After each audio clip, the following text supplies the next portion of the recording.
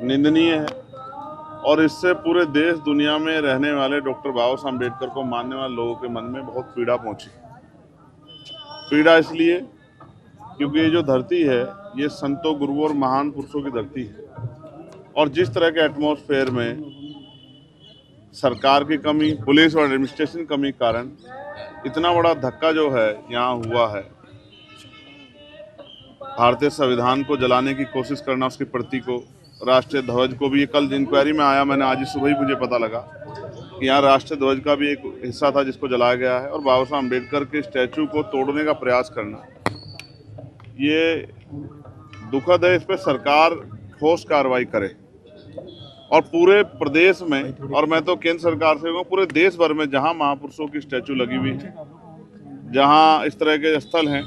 पवित्र स्थल, उनकी निगरानी और उनकी सुरक्षा की व्यवस्था जो है मजबूत की जाए, क्योंकि ये छोटी छोटी घटनाएं बहुत बड़ी घटना को जन्म दे सकती है। ये बात मैं और आप सब समझते हैं। तो भारत जो है धार्मिक और मान्यताओं और इस तरह का स्ट्रक्चर में बसा हुआ है भारत की भावनाओं के साथ बहुत कुछ जुड़ा है, बहुत बड़े बड़े परिवर्तन हो जाते हैं। तो मुझे वहाँ से यहाँ इसलिए आना पड़ा क्योंकि जिस तरह से लगातार लापरवाही बरती गई, और अभी भी मैं इस बात को लेकर चिंता में हूँ कि मैं वहाँ ऊपर जाना चाहता था लेकिन सीढ़ी नहीं है,